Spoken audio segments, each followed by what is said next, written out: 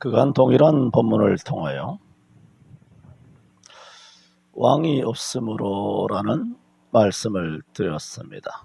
왜 미가가 그런 행동을 했는가? 그리고 미가의 어머니 또한 왜 이렇게 철없는 행동을 하게 되었는가? 그것은 그 시대에 각자가 왕이 되었기 때문이다. 왕이 너무 많기 때문이다. 아시는 것처럼 오늘 이 시대는 5천만 명이 각자가 다 왕이 되어 있습니다.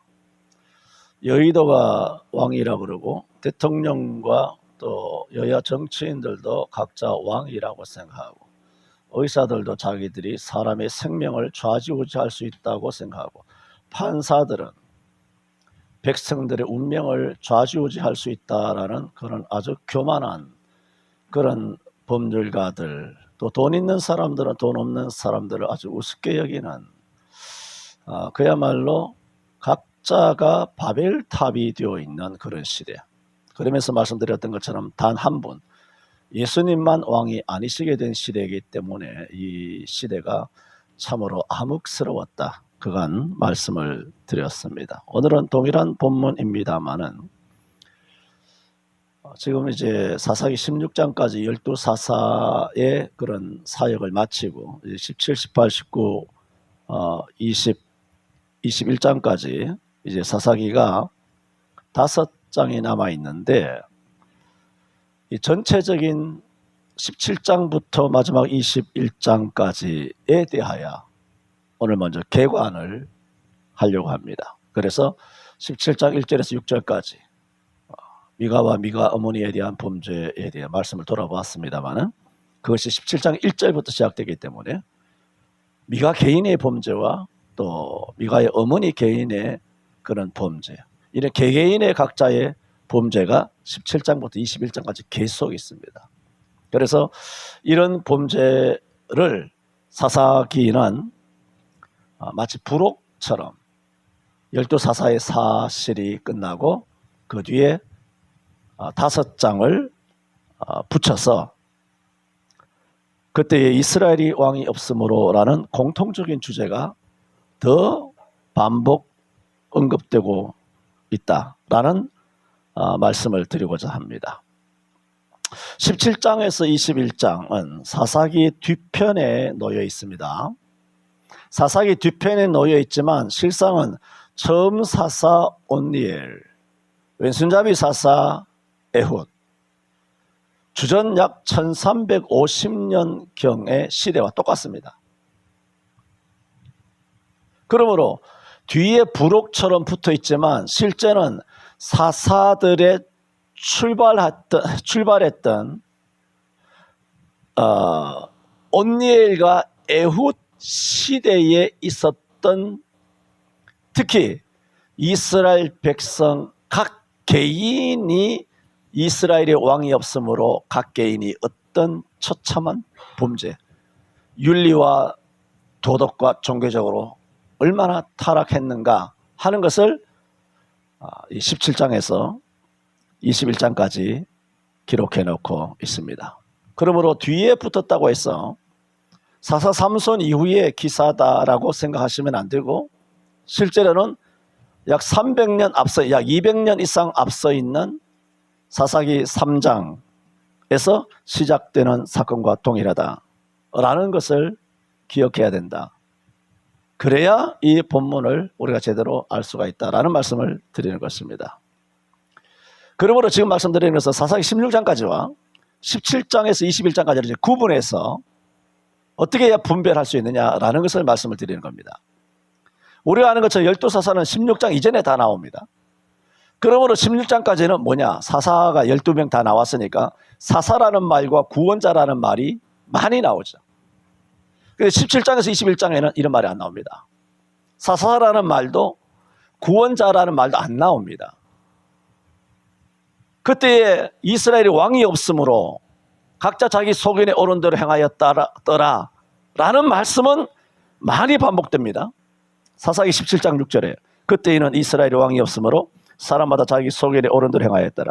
18장 1절에 그때 이스라엘의 왕이 없었고 19장 1절에 이스라엘이 왕이 없을 그때에 21장 25절에 그때 이스라엘 왕이 없으므로 각 사람이 자기 소견에 옳은 대로 행하였더라. 이렇게 왕이 없으므로 각자 소견에 옳은 대로 행하였더라 하는 이 말은 가장 많이 반복됩니다. 17장에서 21장. 여러분, 이런 말이 가장 많이 반복된다는 것은 뭡니까? 17장 21장의 죄가 어마어마한 범죄라는 겁니다. 그러므로 이 말씀은 뭘 말하냐면 이것이 에훗과 온니엘 사사들의 초기 시대의 범죄라 말했지 않습니까?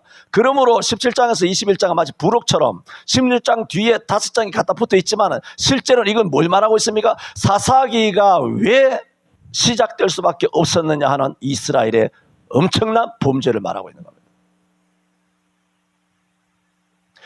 이런 시대에 어마어마한 범죄가 있었기 때문에 이스라엘이 죄를 범하고 여호와를 범죄하고 이방신을 섬기고 이런 추상적인 범죄만 아니라 각 개인적으로도 윤리가 땅바닥에 완전히 떨어져 있었던 그런 너무나 범죄가 창궐한 시대였기 때문에 그들은 망할 수밖에 없었고, 그러므로 하나님께서는 망한 그들을 구원하시기 위하여 사사와 구원자를 보낼 수밖에 없었다라는 그 이유를 사사기 후반부에서 드러내고 있는 겁니다. 그래서 사사기 17장부터는 사사나 구원자라는 말은 안 나오고 딱 한 번 사사기 18장 28절에 구원자라는 말이 나타나는데, 그것은 사사나 구원자, 사사가 구원자이기 때문에 같은 말입니다만은 구원자라고 하는 사사를 의미하는 것이 아니라 딱 한 번 나오지만 그것도 그 구원자라는 말은 사사라고 하는 구원자를 기다린다든가 하는 그런 의미가 아닙니다. 말하자면 당시에 사사기 말하자면 초입이죠. 온니엘과 에훗 시대라고 말씀드렸습니다. 그 시기에 단 자손이 성읍을 중건하기 위하여 나중에 이제 뒷부분에 여러분 아시지 않습니까? 정탐 5을 파견하게 됩니다. 그래 파견하는 중 넓은 땅에 세상 부족함이 없이 평안하게 살고 있는 라이스 땅의 백성을 만납니다. 그런데 잔인하게 칼날로 쳐서 그들을 다 죽이고 성읍을 불사르게 됩니다. 그때 사사기에 뭐라 그러냐면은 사사기 18장 28절에 그런 라이스 백성들이 처참하게 몰수히 전멸당하고 성읍이 불탔지만은 그때 그들을 구원할 자 없으니라 그랬어요. 그래 구원할 자 사사들을 언급하는 것이 아니라 구원할 자가 아무도 없었다는 말씀이니 17장부터 21장은 사사나 구원할 자도 전혀 등장하지 않지만은 오히려 더 강조하기를 사사가 없다라고 강조하고 있어요. 사사가 없었다는 거 전혀, 말하자면 제대로 된 목사가 아무도 없었다는 거예요. 제대로 된 주의 종이 하나도 없었다는 겁니다. 다음 주일날 시청각 예배를 합니다마는 지금 지난 12일에 있었던 걸 잠깐 언급을 한다면, 제가 말씀드렸지 않습니까? 부산에 손현배 목사님 아니면 내가 안 나간다 말씀을 드렸고, 손현배 목사님이 성령으로부터 그런 뜨거운 소명을 받아서 한국교회가 참 다시 모이게 돼서 너무나 참 감격스러운 일이었죠. 그러나 실상 이 모든 것을 설거지하고 논매고 김매고 풀 뽑고 씨 뿌리고 땀 흘려서 여름에 열심히 일한 분은 손현배 목사님. 밥상을 다 차려놓은데 밥상에 앉아서 숟가락 놓은 사람들은 나쁜 사람들이 전부 다. 차별금지법 반대하러 모이는데 그 사람들이 차별금지법 다 찬성하는 인간들이에요. 100%는 아니지만 8, 90%가 다 차별금지법 찬성하는 인간들이, 그놈들이.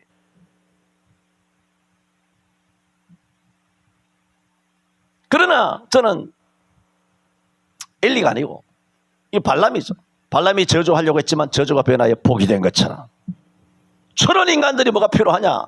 저런 인간들이 뭐 앞에 얼굴 마담처럼 기어 나와가지고 그따위로 시부렁대고 주절대더라도 그 사람들을 하나님께서 주장하고 다스리고 지배하여 통치하여 그들의 입을 통하여 한국교회에 복이 될 수 있도록 발람의 저주가 축복이 되어서 한국교회에 복이 되는 그런 12.7 광화문의 예배 모임이 될 줄로 믿습니다. 오직 이 믿음 하나 가지고 그 3시간 내에 버텨낸 거예요. 웬 또 가시나가 하나 기어 올라와가지고 생쇼하고 그 가시나만 아니라 여러 다 마찬가지예요. 싹 다. 그게 본부 무슨 고문 대표회장 무슨 회장 전부 다 이름 나열된 인간들 보면 전부 다 WCC, KNCC 지지하는 빨갱이 세력들이라고. 내가 소년보 목사 아니면 안 간다 그랬잖아 내가. 그러나 전체적으로 봤을 때는 그 성도들은 순수한 거예요. 알아요. 성도들은 얼마나 순수한지. 그러니까 순수한 것은 성도들이에요. 목사들 아닙니다. 그렇게 말해도 뭘로 못 알아들어 인간들이. 구원할 자부터 사사기 18장에 그런 평안하고 넓은 들에 안전하게 그렇게 처자식 키우면서 잘 살고 아무 걱정 없이 살고 있는 라이스 땅에 머물러 있는 사람, 그 남의 땅을 뺏어가지고 단이 정탐꾼이 가가지고 평안하게 있는 사람이 있다 하더라. 그 다음에 온 군대가 가가지고 전부 다 불사르고 남녀노여 다 쳐서 죽여버리고, 그리고 그 땅을 차지해서 단 지파가 거기 떡하니 머물러 있는 거예요. 이게 뭐라고요? 여호와를 왕으로 섬기지 아니하고 각자가 단 지파가 왕이 되고, 단 지파가 자기네 교회가, 거대 교회가 왕이 된 거야. 목사가 왕이 된 거야. 교회의 힘이, 교단의 힘이 왕이 된 거야. 지금 그렇게 돼 있잖아. 그렇게 된 지 오래됐습니다. 명성교인의 사람 뭐 이런 말 하고 싶지 않은데 입에 담고 싶지도 않아 내가. 그러므로 구원할 자 없었으니 라는 의미로 구원할 자라는 그 단어 의위는 거기에 붙어 있으나 사사기와는 전혀 상관없는 의미예요. 그래서 17장부터 21장에는 사사가 있다 없다? 없다라는 거예요. 또 하나 여러분을 기억해야 될 것은 사사 16장까지 블레셋의 암못의 모압의 메소포타미아의 구사리사라 다임에게 미디안에게 많은 박해를 거듭거듭 받아왔지 않습니까? 그렇게 받아왔을 때 사사들이 국가적으로 민족적으로 거국적으로는 나라를 구원했어요. 그러나 지금 오늘 말씀드리려고 하는 핵심은 뭐냐면, 그 핵심이 뭐냐면 17장부터 21장을 말씀하기 때문에 말씀을 드리는 거예요. 각 개인이 범죄하는 윤리적인 범죄 있죠. 나라가 블레셋에 신음을 하고 있어요. 나라가 암몬이나 미디안에 신음을 하고 학대를 받고 있어요. 그런 나라는 사사들이 16장까지 나타나가지고 다 구원했잖아. 다 이겼어요. 그러나 지금 말씀드리는 건 뭐냐면, 그렇게 이겼지만은 약 그거보다 200년 전 17장부터 21장에 에옥과 온니엘이 있었던 이 시대에 17장에서 21장에 살고 있었던 유대인들의 각 개개인의 죄는 구원하지 못했다는 거예요. 치명적입니다. 그러니까 사사 같은, 오늘날 제대로 된 지도자가 없지만 여러분 교회나 어느 교회나 사사 같은 위대한 주의 종인 그런 목사를 만나면 거국적으로 구원받아요. 교회적으로 구원받고 성도 전체가 구원을 받고 한국교회가 구원을 받고 그것은 돼요. 그러나 아무리 유명한 거 말고 성경에서 말하는 진짜 목사, 진짜 메시지예요. 그런 메시지가 있다면 우리가 거국적으로는 구원을 받을 수 있지만 그래도 여러분이 나와 함께 있어도 개개인이 범하는 죄는 목사가 구원할 수 없어요. 사사가 구원 못합니다. 개개인은 몰래 가서 범죄하거든. 숨어서 죄를 짓거든. 모를 줄 알고 죄를 짓고 있다고. 그건 답이 없다. 그래서 사사기 부록처럼 갖다 붙인 거예요. 왜 뒤에 붙였느냐 이해가 됩니까? 사사들을 통해 다 구원해도 개인적인 경건은 구원을 할 수 없다는 거예요. 사사가 구원하는 것이 아니라 개인은 각자가 철저하게 회개하고 깨닫고 죽게 돌아와야지 교회가 당신들을 구원하는 게 아니라 말입니다. 그게 17장에서 21장 거꾸로 갖다 붙은 거예요. 지금 거꾸로 갖다 붙었다는 것은 인간적인 화법으로 말하는 것이 거꾸로라서 거꾸로라는 것이 아니라 역사적으로 시기가 엄청 사사기 2장 3장 앞편에 편집이 되어야 되는데 왜 뒤편에 갖다 붙었느냐? 사사들로도 개인적인 윤리와 도덕의 범죄는 해결할 길이 없다는 거예요. 그게 뭐냐? 자기가 왕이 된 거야. 그래서 미가가 개인적으로 범한 거잖아요. 미가 어머니도 개인적으로 그 가정이 범죄한 거 아니에요. 그 가정이 타락한 거잖아. 그 가정이 개인적으로. 그래 구원할 자 없다. 이건 아주 묘한 그 언어의 유희예요. 언어의 유희. 라이스 백성들을 구원할 자 없으니 라는 표현이지만 실상 17장에서 21장 전체 개인의 범죄는 구원할 자가 없다. 회개하고 각자가 주님 앞에 돌아오고 주님 앞에 십자가 붙들고 그 밑에서 굴복을 해야 되는 것이지 사사가, 남이, 목사가, 교회가, 교회의 제도나 예배가 여러분을 구원, 성경 공부가 찬양, 경배와 찬양이 여러분을 구원하는 것이 아니에요. 직분이 우리를 구원하는 것이 아니라는 얘기예요. 그래 여러분이 알아듣기 쉽게 편집이라는 말을 쓰지만은 시기적으로 이렇게 하나님께서 맞추어서 뒷부분에 이렇게 사사기를 열거해 놓으신 그 의미가 무엇인가 하는 말씀을 드린 겁니다.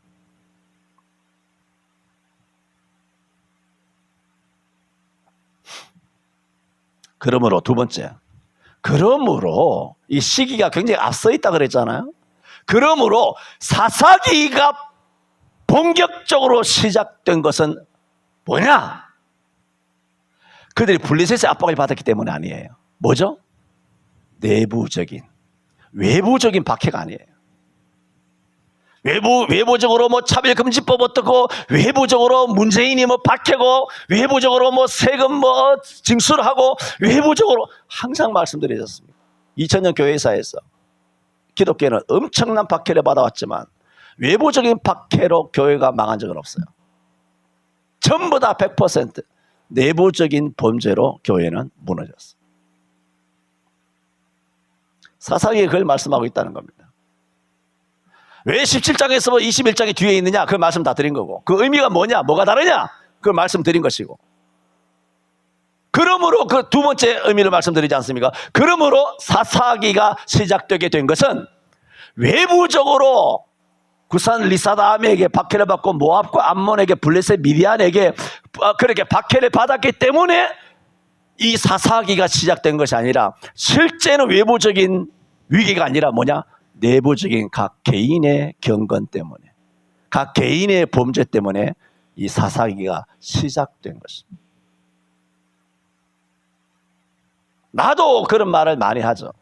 뭘 말합니까? 아, 시대가 뭐 어떻고 뭐 많이 말했잖아요.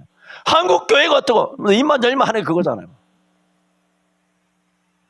한국 교회들은 너무 답답하니까 뭐 그렇게 막 말하잖아요. 우리 모두가. 그게 뭘까요? 외부적이잖아. 뭐죠 그게? 추상적이란 말입니다. 17장에서 21장 그런 추상적인 걸 이야기하는 게 아니에요. 네 죄를 묻고 있는 거예요. 구체적인 걸. 사사기는 이런 국가적으로 뭐 중공에 의해서 북한에 의해서 뭐 이스칸다르 무슨 미사일을 쏘고 뭐 러우 뭐 전쟁을 하고 팔레스타인 전쟁이 일어나고 뭐 이란과 뭐 팔레스타인이 뭐 이스라엘이 서로 미사일 쏘고 주고받고 그거 아니라고요. 성경은 다 외부적이잖아. 나라 경제가 어떻고 뭐 집값이 올라가고 다 외부적이라고. 그 추상적이라고. 추상적인 거. 성경에 실제로 말씀하시고자 하시는 것은 뭐냐면 그런 것 때문에 사사기가 시작되는 것이 아니라 그런 것 때문에 타락이 시작되는 것이 아니라 실제로는 전부 다 각 개인의 범죄 때문에. 뭐 교회가 어떻고 그런 말 하지 마라 말이에요. 그 말은 하지 말라는 뜻이 아니잖아요. 그렇게 안 하면 설교를 어떻게 하겠어요? 그럼 맨날 개인의 죄만 들고 파야 됩니까? 이 시대에 대해서도 이야기하고 예언이잖아요. 시리에 대해서도 말하고 한국교회에 대해서도 말하고 민족에 대해서도 말하고 정치, 경제, 사회, 문화, 의사, 판검사, 법조인, 금융계, 뭐 노동자, 무슨 고위공직자들, 뭐 기업인들, 전 세계 딥스라든가 온갖 것에 대하여 다 말을 하죠. 그 예언이에요. 그거 하잖아. 그 설교라고. 그런데 그건 뭐냐? 그것은 거국적이고 추상적이에요. 그 외부적인 거예요. 그러나 실제로 그보다 그런 일들이 어떻게 왜 일어나느냐? 실제적으로 내부가 썩은 거예요. 내가 썩었다. 성경이 그렇게, 성경은 66권 똑같아요. 맥락이 다 내 죄 때문에.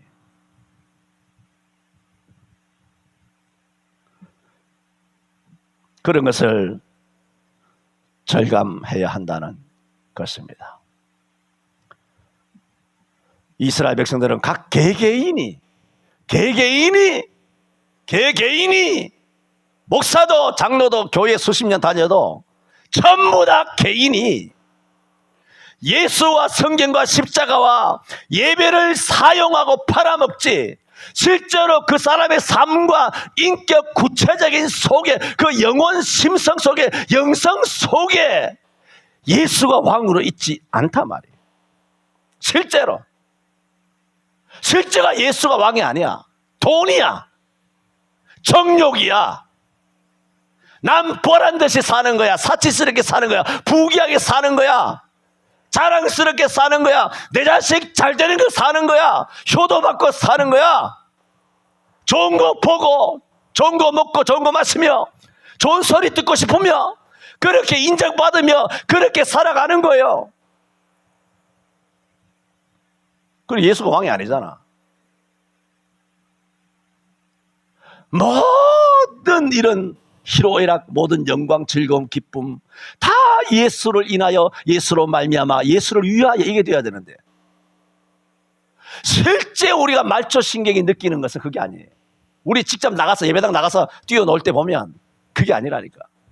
운전을 할 때든 길을 갈 때든 밥을 먹을 때든 집구석에 앉아있을 때든 TV를 볼 때든 무슨 가족 간의 대화를 할 때든 어디를 가든지 간에 실제 예수는 왕이 아니었어요. 예수가 왕이 아니에요. 그저 예수가 왕이 아니라는 것은 뭐 좋은 것만 뭐 내가 왕이다 그게 아니라 그냥 자기 근심. 근데 예수가 왕이 아니잖아. 예수가 왕이면 수고하고 무거운 진지자로 다 내 앞에 오라, 내가 너를 편히 쉬게 하리라. 그게 왕이 아니에요. 근데 근심을 자기가 안고 있는 거지. 지가 왕이야. 근심 해결할 수 있는 자기가 왕이야. 염려, 죄의식까지, 범죄한 것까지 자기가 안고 있어. 죄까지도 안고 있어. 여러분, 예수님께서 그러면 십자가에서 헛죽었습니까?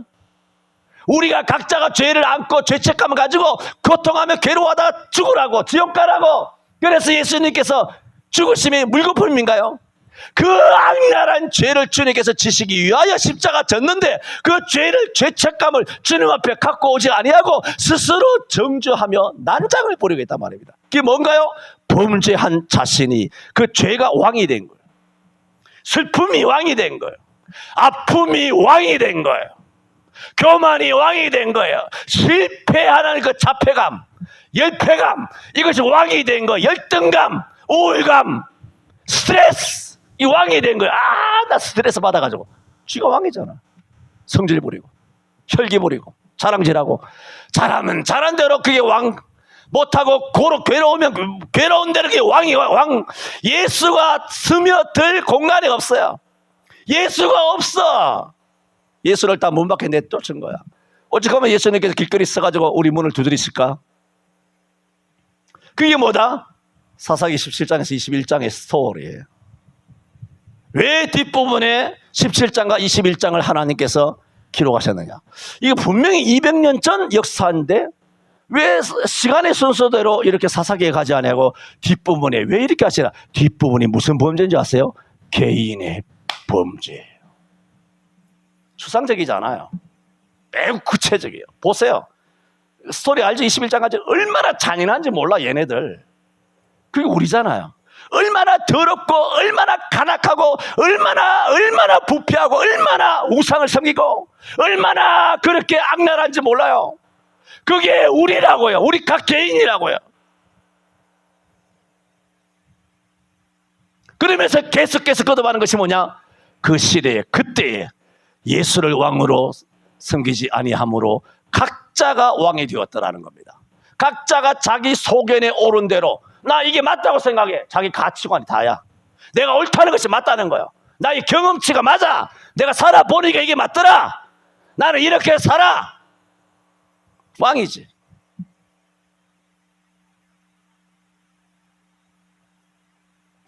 우리가 오늘도 이 말씀을 듣고도 나가서 이렇게 못 산다 할지라도 예배 중에 주시는 말씀 앞에 아멘하며, 말씀이 옳습니다. 내가 글렀습니다. 말씀이 의롭습니다. 나는 불의합니다. 주여 이 말씀에 사로잡히게 하여 주옵소서. 그런 삶으로 살아가게 되기를 축원합니다.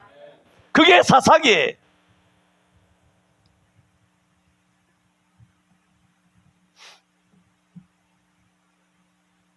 사사는 외부적인 죄가 아닙니다. 죄가 아니라는 것은 아니라는 뜻이 아니죠. 실제로 가장 심각한 것은 내부적인 범죄입니다. 교회 나가서 짓는 거, 목사 몰래 짓는 거, 하나님 몰래 짓는 거, 하나님 모를 것처럼 숨어서 짓는 거, 비밀스러운 거, 그런 범죄를 주님께서는 물으시는 겁니다. 그렇게 되면 사사기라고 하는 암흑과 같은 어둠의 터널을 지나가야 합니다. 그럴 때 예수 그리스도를 왕으로 인정하며 주여 살려 주옵소서, 주여 구원해 주옵소서, 주님만이 나의 왕이십니다. 그러면 주께서 긍휼을 베풀어 주실 줄 믿습니다. 기도합니다. 주님,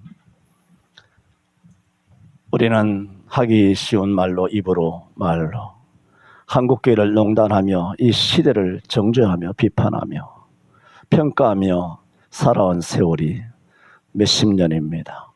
하지만 사사기를 통하여 주시는 말씀은 그런 외부적이고 또한 추상적인 범죄로 이런 고통이 오는 것이 아니라 실제로는 예수 믿는다는 우리 각 개인의 윤리적인 범죄, 도덕적인 범죄, 양심적인 범죄, 종교적인 타락 때문이라고 주님께서는 사사기 17장에서 21장을 통하여 예수님을 왕으로 섬기지 아니하고 각자가 자기 속인에 옳은 대로 자기 멋대로 하고 싶은 대로 살아가는 범죄 때문이라고 지적하고 있습니다. 주여, 우리 자신이 왕이 된, 우리의 생각이 우상이 된 이 범죄를 용서하여 주옵소서.